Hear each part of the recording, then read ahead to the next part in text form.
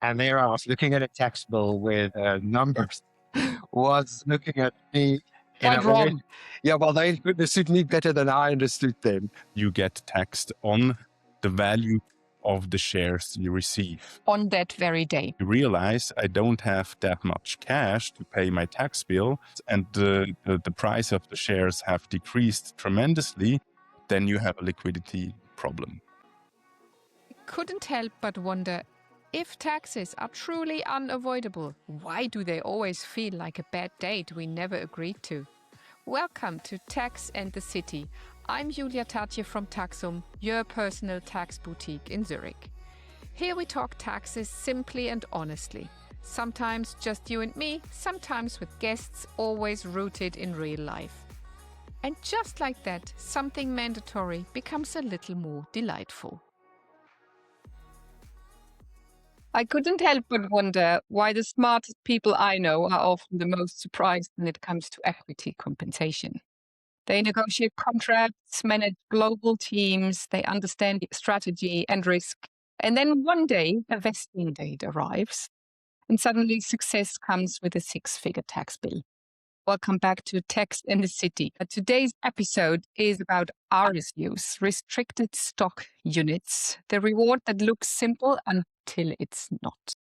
You'll hear from Willem Roux, an executive in pharma who found himself facing exactly that moment. And you'll hear from Bastian Thurneysen, partner at Burkhardt Lawyers, who brings legal and structural clarity to situations like these. At Taxum Personal Tax Boutique in Zurich, this is where our work usually begins, where ambition meets complexity and clarity becomes essential. In this episode, you'll hear two perspectives, the emotional reality and professional clarity. And we will start with Willem. Welcome, Willem. Thank you for having me, and thank you for casting some spotlight on this very important matter. I think many pharmaceutical executives and other people in different industries. Yes, insurances, banks, Exactly. There's tons of companies that offer restricted stock units as part of their compensation plan. It's part of the compensation plan, but moreover, it's part of the retention plan. And it's almost a way to keep you in the company and to make their proposal to you a lot more attractive. I've been in the pharmaceutical industry for 20 years. I'm a doctor. I qualified in medicine. And I really thought that I understood what was, placed in front of me because I've signed so many job contracts, job offers before. I thought this is something really simple. And when I looked at RSU, I felt it's something positive. I didn't feel it's something that I need to be close to because it's something that will happen eventually. And to a certain extent, it was very abstract. It wasn't very scientific. It wasn't something that I was very familiar with. So I thought it's not really urgent for me to pay attention to that. Maybe we can quickly say what an RSU is all about. So it's basically your company promising you to give you stocks at a later stage. And they promise you that they're going to give this to you if you are still part of the company at that very day. Exactly. So this is why you mentioned this as a retention. Yes. tool. So, and it looks really attractive. And it I is. think- Yeah, it is. It is. Yeah. It's something that should work for you if you are obviously aware of the implication thereof. I think, in my mindset, I just put it in a folder, which, was labeled, I'll deal with this later. And to my mind, I was thinking, I'll deal with this on a beach while I'm sipping on a cold beverage. Thing that I was just right in front of me. I didn't feel that I understood it, but I didn't feel like it was something that I needed to pay attention to immediately. Yeah. Days are busy, time's kind of like flying quickly out. And the next moment, you're different. You're at a different view on an RSU. So maybe you can take us with you, like what happened. So you did, of course, receive a regular salary, a monthly salary, plus then your company promised you to give those RSUs to you. And then one sunny, I don't know if it was a sunny day, but one day, vesting date arrived and those shares were given to you. The shares were given to me and they were looking amazing. I was feeling like a rich man on that specific day. So you opened a bottle of champagne. I was ready to celebrate my future kind of well-being. And, I was already starting to plan how I will spend the money. Of And course. there was obviously various ways of doing it. It's one of those opportunities where you feel like I've made it. This is what success really tastes like. So, you face your RSUs, and then, as we all know, companies have different ways of explaining all of this data to you. And there was opportunities within the company to familiarize ourselves with the information. But this is done in a very generic way, right? And usually the HR is based in Germany or in the Netherlands or in one of the other countries. So they always say, go back to your tax person. And, I had a tax person, which was yourself, but I thought I had control over this. I thought I knew what I was getting myself into.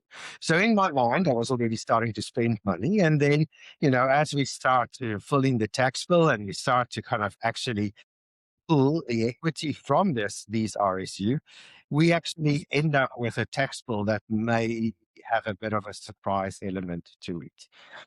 Which is quite an understatement. That was an understatement for me, for sure. In my case, the stock had vested at a much higher price that I then eventually had sold it as. Yes. And because of the way structure in Switzerland, and where I believe we do not have capital gains tax per se. Yes. Yeah. That had left me exposed for my tax liability to the amount that it had vested and not the amount that I had put in my pocket. Yes. And there I was looking at a tax bill where the numbers was looking at me. Quite wrong. Yeah, well, they understood me better than I understood them. And you go and you shop around, and as a doctor, we always try to get a second and a third opinion. But the bottom line was the numbers were the numbers, and the numbers weren't lying. And then I had this immense feeling of guilt, I guess, because it's not just the number, it's also the embarrassment of how could I have missed this? I'm supposed to be in control. I have a very systematic approach to understanding science and data. Yes, you're a scientist. Exactly. How could I not keep the numbers right on this? So, it just brings me back to kind of really having a respect for what is your areas of expertise, right? So just as I don't expect you to go out and operate on patients, Which is better. Yeah. which is better, Yeah. all of us, I should also not be expected to understand and do my own taxes. And I think, the RSUs really shifted from something which I thought was kind of a reward to almost like a pop quiz, to which I didn't really prepare myself. It was unfortunately, a hard lesson. There was sleep deprivation that went alongside with it. Yeah. And it affects the way that you engage with your partner or your spouse. It affects the way that you engage with work. And there's a certain level of resentment towards HR and a company. And at the end of the day, the other person that you could really blame is yourself, because you didn't investigate, you didn't have the awareness and the understanding of what is what is the implication. So from today's perspective, if a friend would tell you, as part of my compensation, I am receiving RSUs, what would you recommend to this person? I would recommend to this person, make sure that you actually understand what is the implication of an RSU in the country where you are residing. Yes. So for my team, which is internationally based across the world, I actually advise them to engage with a tax person, such as yourself, at the earliest convenience, because it's only with planning and there's a saying, if you fail to plan, you plan to fail. And if you don't want to fail, you need to really plan ahead. You need to sit down, you need to understand what is the implication. You need to look at the vesting dates, and you need to be able to have a conversation also with your HR partner inside the company. Does this make sense for you at this time in your life?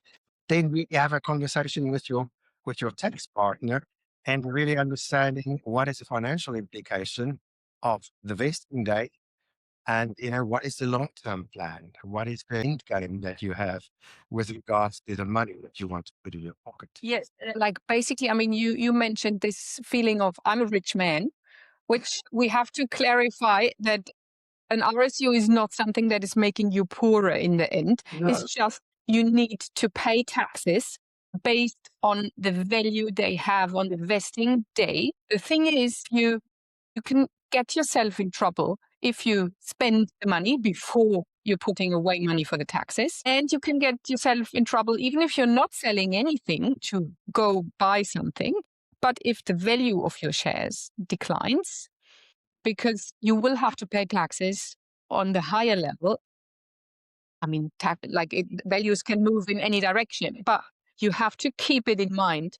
It's like, I think what would have helped you is on the vesting day, clear calculation of this is how much you will definitely need to pay on this. You potentially would have sold shares on that very day, put the money aside. Which would have made sense. And At the time. Exactly. Yeah.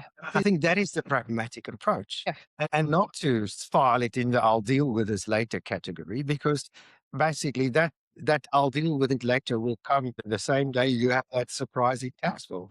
And I have to say, it obviously was a lot of money. It was a shock, and it had implications that was not only embarrassing and caused severe anxiety, but at the same time, we sometimes tend to forget what is the bigger picture of our salary, our bonus, our RSUs. There's stock options, and there's all of these various spot bonuses, and all of these things add up in 1 year. Yes, they do not live in separate boxes. No, even though they come in separate folders in your mailbox, eventually they all hang together. And if you don't understand what is the implication of that, you'll be where I was a couple of years ago, with a red face and a disgruntled partner, and having really to sit down with yourself and plan how we're going to take care of this, because that requires that intense forward thinking, because you need to have a strategy of how you're going to cover that moving forward, and then actually before you spend it, or before it loses value, because the value of your stocks is declining. And had I hung on to it and just sold it at this point in time, then I could have said, I'm a rich man. Because the rest would have been there for you to spend. Exactly. But I didn't. This was the lesson. It was expensive school fees. Yeah. But I'm happy to be here with you to create awareness around this.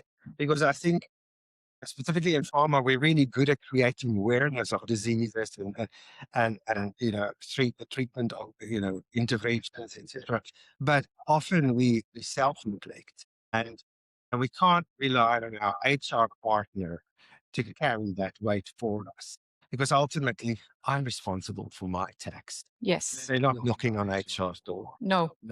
And they won't pay for them. And they're not knocking on your door. No. Yes. I won't pay your taxes as well. You're not going to pay the tax for me. Yes. So I would say that's a really important message. It's really understand your salary, understand the structure, understand the vesting dates, really understand what you want to do with the money, and what is your financial situation, forward. Yeah. And have strategy. Sit with your tax partner and come up with the way that you want to really invest money in yourself. And if there's stuff that you want, I'm not saying don't enjoy the money. No, not at all. But be very careful not to spend something that you maybe don't. Yeah, because a share of the cake needs to go Exactly to the tax authorities, which is, we're not doubting that this is correct. It's just, as you said, if you are not aware, it can get you into trouble. And there's so many different compensation models out there. There's RSUs, there's options. There is so many, many, many different options, and they are not treated equally.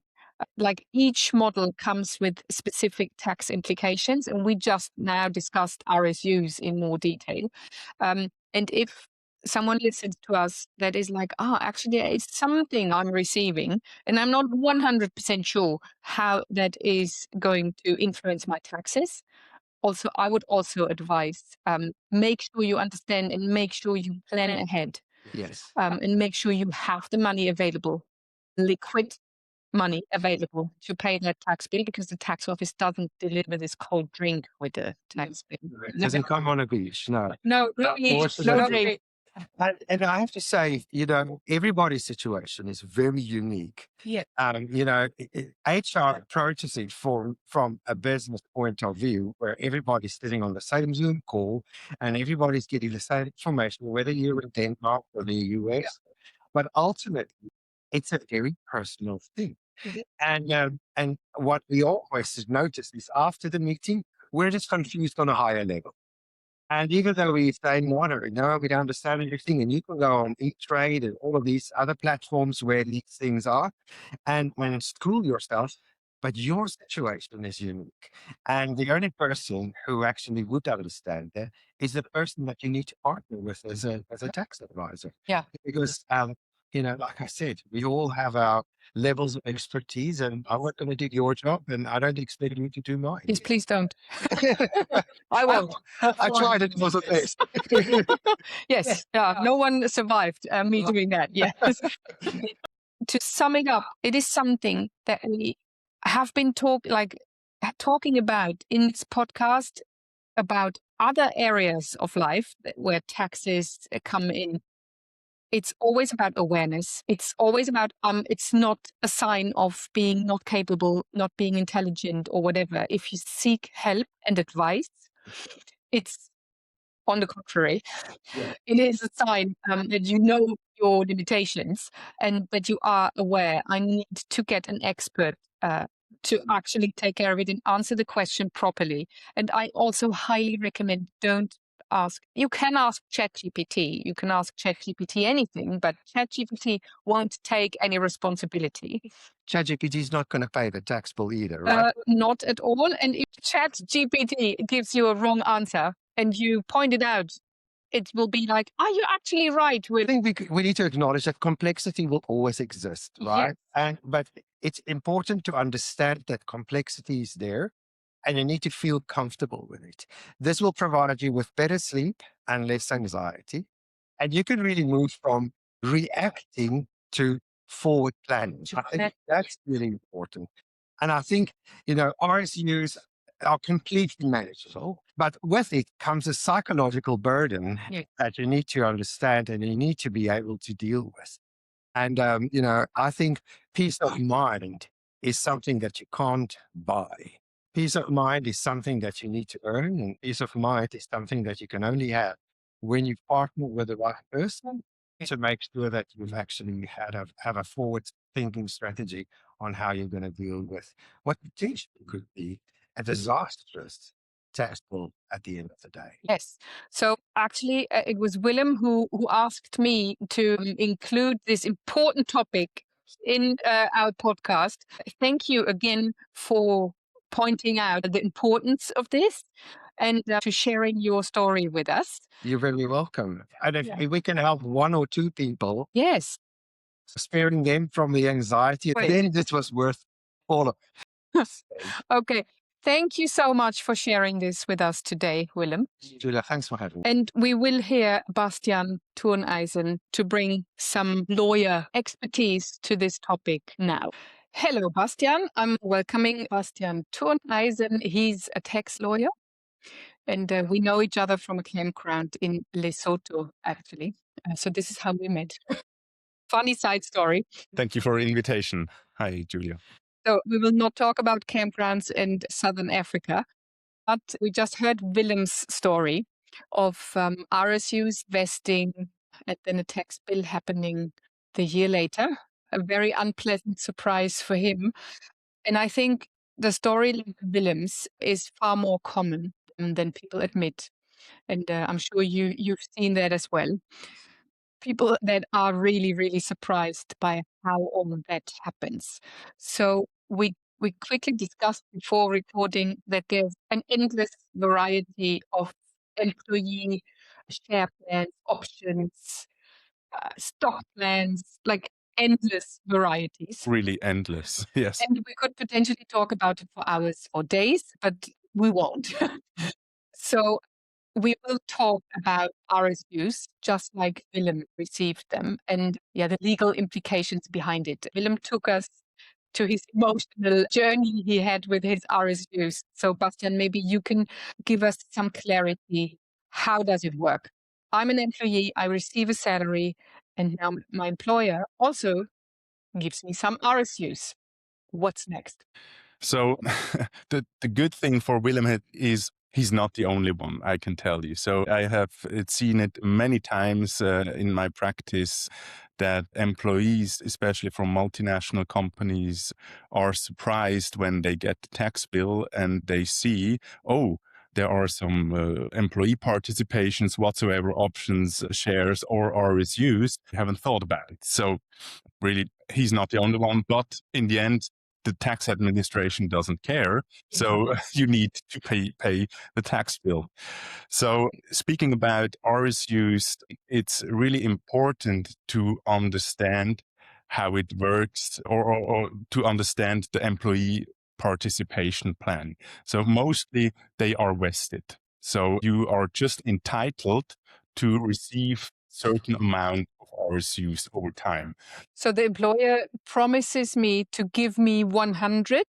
Exactly. And then he tells me, but I'm only giving them to you in 2 years' time to make me stay Exactly. in the company and So to look for another job. It's a long-term incentive for the employee. So in 2 years, let's assume I'm still with this company. then probably Vesting 50% West. So you receive 50 of that 100 shares. And that, from a Swiss tax perspective, is the tax event. So with the vesting, you get taxed on the value of the shares you receive. On that very day. On that very day. Not on the day when they were promised to me, not on the day when I'm selling them, but on the very day they vest. Yes.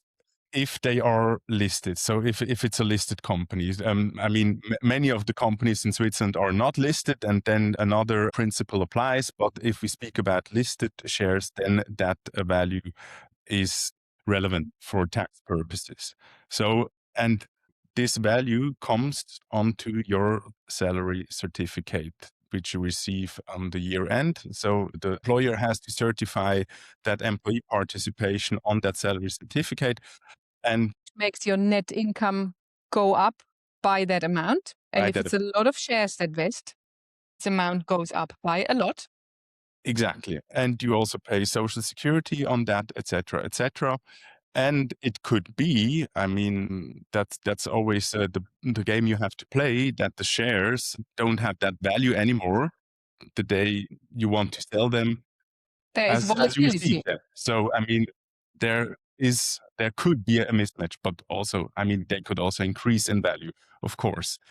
But I mean, at the date you receive the tax bill and you realize I don't have that much cash to pay my tax bill, and you want to sell the shares, and the price of the shares have decreased tremendously, then you have a liquidity problem, as Willem did. Yes. So there's two problems could arise. One problem is you don't sell any share, value drops. You want to sell it to settle your tax bill, but the value doesn't match your tax bill any longer. Or you sell the shares when they vest and you invest it, like Willem did, in a beautiful house. Yeah. Then it's not liquid anymore. Like he didn't spend the money and got rid of it for beautiful clothes. He invested it, but he had what we called a liquidity mismatch. So he had the house, but then there was a tax bill. Yes. And normally the tax administration don't accept part of your house somewhere in Italy. So they want to see the cash. And yeah, I mean, that's a common problem I see in practice for sure. Yeah. Okay. So, and that's why it's really crucial to understand how your participation program works and what that means for your personal tax situation. Yes. And especially with with cross-border situations. If you receive the RSUs when you're resident outside of Switzerland, you move to Switzerland, it's different compared to as if you're only in Switzerland resident, or if you export these RSUs, etc. So you really need to understand what does that mean to my personal tax bill. It's in your own interest and it's your own problem. It's not the problem of your employer. Yes. And that's what I often see also in practice, that they say, my employer didn't tell me anything. And that's, it's not his problem. It's your problem. It would be nice if the employer that gives out such RSUs informs their employees. But this is also what Willem told us. There was some information, but he was more confused after it than before. Absolutely. And I mean, they are complex. Yeah, no doubt. These participation schemes, they are, especially in international or multinational companies, they are very complex. And also for, I would say, common lawyers in Switzerland, they don't understand it. You have to be a tax expert or employment law expert to really understand what does that mean for me. Yeah. And like really the misconception and the assumption my employer will handle it for me. No. We can clearly say, no, he won't. And if you, to everyone that has such RSUs as part of their compensation, which is a great thing. Absolutely. It is important to be informed about the consequences for your taxes before investing, because you might decide that vesting day is the day when you sell all of them, or when you sell at least what you need to settle your taxes, or whatever. But you need to take an informed decision, because the delayed, I mean, you submit your tax return a year later, you receive the tax bill. Like maybe you don't even realize then what actually happened. And then you receive your tax bill another year or two later. Actually, the really, really unpleasant surprise if you weren't aware. And imagine the debt interest you're paying on top of the taxes, because you should have paid these taxes before. Like this is really, we are really, really encouraging everyone to be on top of things and Absolutely. to be aware, and not to blindly spend it or ignore it. Yes, and also you cannot discuss it with your colleagues, or they might not know as well. They might not know as well, and maybe the situation is completely different from their side. So you cannot compare the situation. So you really need to be aware of your own personal situation. What does that mean for your own personal tax bill in the end? And a lot of these RSUs don't live in Swiss portfolios. They might be in a Morgan Stanley account in the US. Like it's very common that we see RSUs like being held in foreign accounts. Just because it's in a foreign account does not mean that it's not relevant for Swiss taxes. It's just a different brand, and it's still a mobile asset. And it is relevant for your Swiss taxes. So, because we've also seen people holding massive amounts in foreign accounts, paying the income taxes. They did not have any issues paying the income taxes, but they forgot that after vesting, it becomes a share. It becomes part of your taxable wealth. And because it was in a foreign account, it didn't even cross their minds that it could belong into the Swiss tax category. Swiss wealth tax, I mean, that's not a tax optimization scheme just to hold your assets outside of Switzerland. Yeah, whether it's an RSU or another stock or fund or whatever. Doesn't matter. It only applies to real estate, but that's not what we are talking about. But as long as it's a movable property, it's part of your Swiss wealth tax bill. So from a boring lawyer's perspective, we can just clearly say RSUs have an impact on your Swiss taxes. Get info how, and make sure you are able to settle your tax bill. Absolutely. and not only Swiss taxes, but probably also foreign taxes. I mean, if you, as I explained beforehand, if you are or you received the RSUs when you were a resident outside of Switzerland, this could also impact your foreign tax bill, but also the Swiss tax bill once you relocate to Switzerland. So you really, it's unfortunate, but you need to consider both worlds, the Swiss world and the foreign tax world. And in the end, it makes sense for you to understand what tax bill you have to expect. And again, it's maybe not the best idea to ask ChatGPT, because you might get a first idea, but to be sure that you are understanding it correctly and that you are taking into account all these international angles that you might not even think about. So your prompt might not be right. Absolutely, absolutely. I mean, also for tax specialists, it's not always easy to understand these plans. So I don't think that ChatGPT will understand these kind of plans. Yes. So be careful with that. But as you said, it gives you a first idea, but then have a second opinion for sure from an expert. And no one expects an engineer, a doctor, I don't know, anyone out there that receives such RSUs to understand it themselves. There are experts for questions like that. And please. Yeah. And in my experience, it's cheaper to pay an expert than to pay the tax bill. With interest. With interest due to a bad advice or no advice. Yeah, or to be in trouble. I mean, Willem told us about the emotional side and how much it stressed him out and how much anxiety was involved with this, because I think most listeners can relate that a tax bill of a few $100,000 that you don't expect gives you some anxiety. Yeah, absolutely. And a very bad day. Yeah. And we don't want anyone to have that bad feeling. Because again, RSUs are part of your compensation. And most listeners won't doubt that income taxes are due on your income. And so are they on RSUs in the event of vesting. And it comes in an unexpected moment.